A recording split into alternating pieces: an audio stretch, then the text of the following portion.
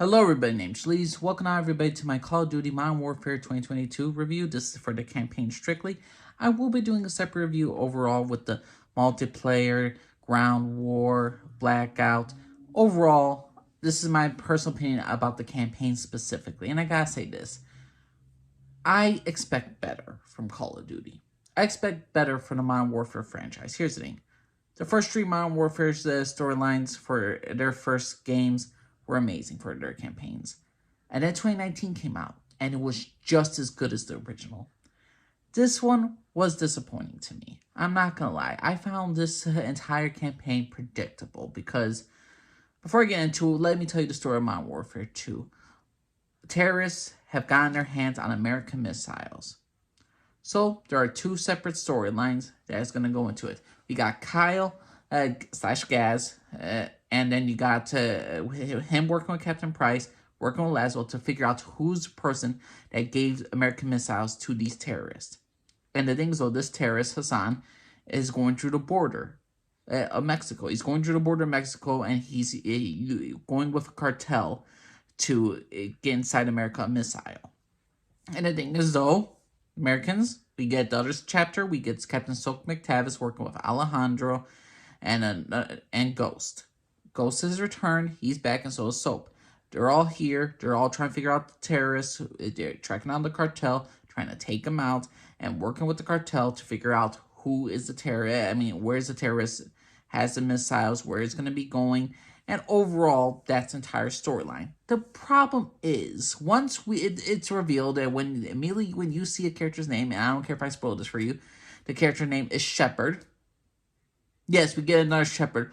Where do you think who gave the American missiles, or how the American missiles got apprehended? Who is the villain in this? Who's going to have the evil twist at the end? Who's going to be the predictable freaking ending? Obviously, we all know what happened. Shepard got the Shepard as missiles is the reason why the terrorists got it. Technically, Shepard didn't betray America and all this stuff. Not intentionally. These terrorists stole it. A Russian terrorist stole it and gave it to the terrorist. The thing is, though, once it's revealed Shepard is a character in this game, I knew he was a part of it. And since his big henchman is Graves, we all knew that Graves was going to be the betrayer at the end. He uses Graves. Graves is the soldier working as a shadow for freaking Shepard in this one. And since we all know Shepard in Modern Warfare entire saga was a piece of shit that killed Ghost and killed Roach, it was flat out predictable. I'm sorry, no. As soon as you introduce Shepard, you lost this game for me. You lost the storyline for me because we all know where it's going to happen. Graves did the betrayal. Obviously, that was going to happen. Graves works directly for Shepard. Laz was being taken and captured. Oh, who could have sold her out? And because of that twist, it just does nothing. You should have done a whole new, brand new storyline, like how they did with Farah. You know, Farah, who's reintroduced back into this entire video game. She has she's back for not one episode, but for one mission, and that's the best mission. I love 2019 story with Farah, her brother, Alex, new characters, different stories. The missions are good. I'm not saying it's not like a competitive campaign. There are some interesting stuff they do with the campaign. There's stuff where you have to makeshift weapons, where you have to, when you're injured, as Soap McTavish is in Mexico, and you're trying to figure out, okay, I gotta make up a shiv, I gotta create gasoline, I gotta create distraction, I'll create a smoke bomb, I need certain chemicals, certain things.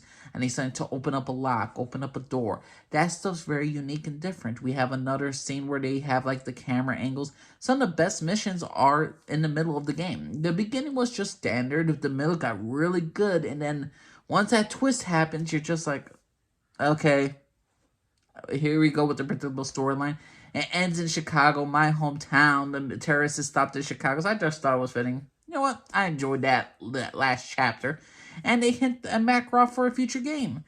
And the thing is, on Makarov, if he gets a third game, okay, yay, if he gets a third game. But I want to see more deaths. I want to see Makarov kill Captain Price and Soap get revenge on Makarov. But to me, this entire video game right here, this campaign was just disappointing. This was just, I don't want to say it was okay. It was a good experience. It was a good time. I'm not saying it wasn't competitive, but the fact is when you include Shepard in this game, and you knew what was gonna happen, It was predictable. It was getting a little stupid sometimes, and I'm just like, you know what?